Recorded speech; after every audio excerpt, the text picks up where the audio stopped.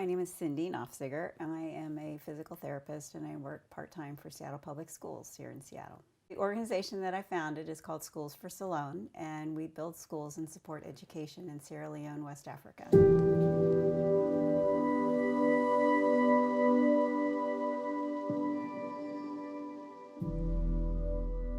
When I was young, my father died when I was 21, and a year later I was raped at gunpoint in Maryland near where I was living. Those next few years were some of the most difficult years of my life. I decided that I wanted to join the Peace Corps and go overseas somewhere. It turned out that this country called Sierra Leone had a request for a physical therapist to work at a leprosy hospital. And I'd never heard of Sierra Leone at the time, and I decided that I would accept this offer, and that decision then changed my life.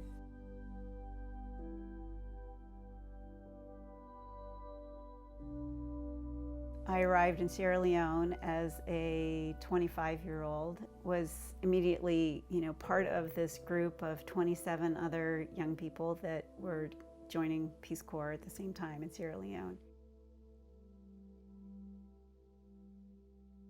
It was hard at times, especially in the beginning, because it's very different than working at a hospital here in the US.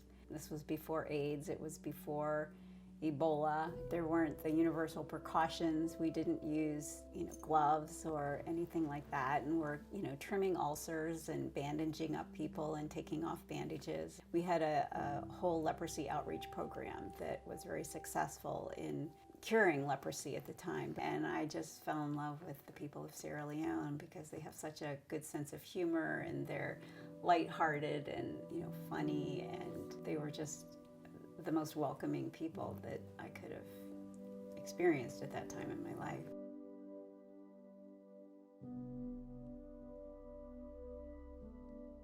From the early 1990s until 2002, there was a devastating war in Sierra Leone where over 50,000 people were killed and many more maimed. The whole educational infrastructure was destroyed.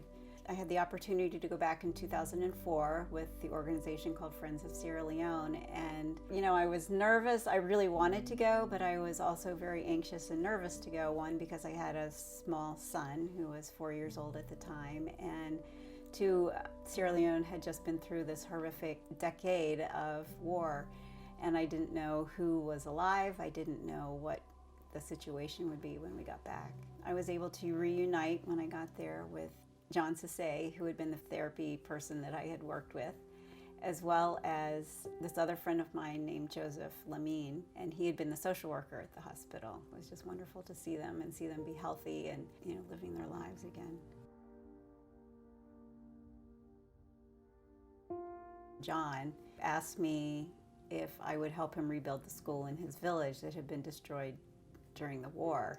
I was getting on a plane the next day, and it's like, what do you say? You say, of course I'll try. Being a physical therapist, I knew nothing about raising money, let alone building schools in Sierra Leone. John gave me some drawings done by the children in the village, and I brought the drawings back, and we turned these drawings into note cards. And back then people were still handwriting thank you notes and letters to people, and so I sold these note cards to everybody and anybody who would buy them. That was how we raised the money for the first school, and so the following year in November of 2005 we went back and we opened up that first school in Maforica.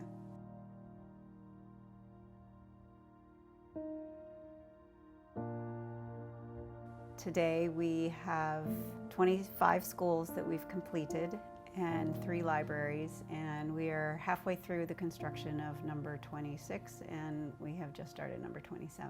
So every school that we build, we set it up to be given back to the community. So it's not our school, if you will, it's their school, and they're being part of the process of building it and donating some of the materials and the labor and helping to make it happen gives the community the ownership of the school.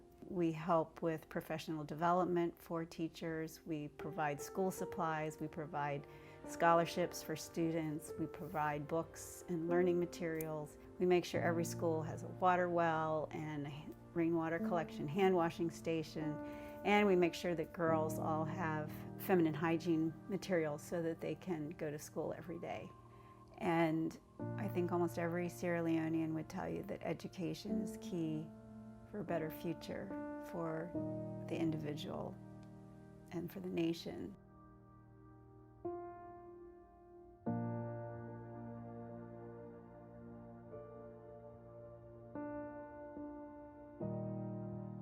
The first trip that I made to Sierra Leone really helped me understand who Cindy is as a person and the impact that she's having on so many children in West Africa. We arrived in the central north part of Sierra Leone in a village by the name of Maforica. This was the first school that Cindy's friends asked her to rebuild. And we arrived there after traveling on some very narrow roads, and there was this beautiful school and a big playground, and literally was 2 feet from the vehicle, I heard all of these beautiful children scream, "Cindy, Cindy," and they all came running and rallied around her, and it was one of the most grateful moments of my life. Oh my gosh, when the kids start running and yelling, "Cindy, Cindy," it's a little overwhelming. Because I'm the face of it, but it takes many, many people to make it all happen.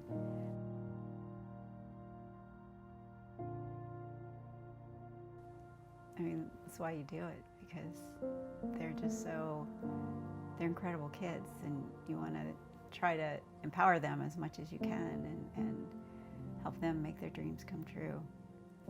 Getting a good education should be a part of every child's life.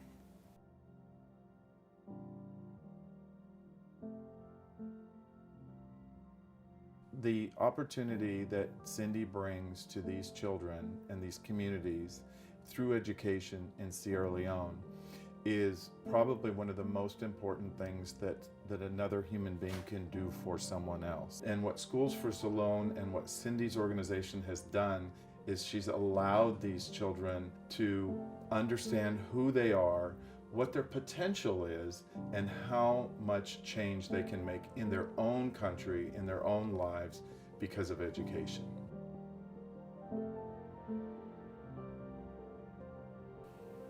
I don't think as a younger, I wouldn't have believed, I mean, I still can't believe that I'm doing this.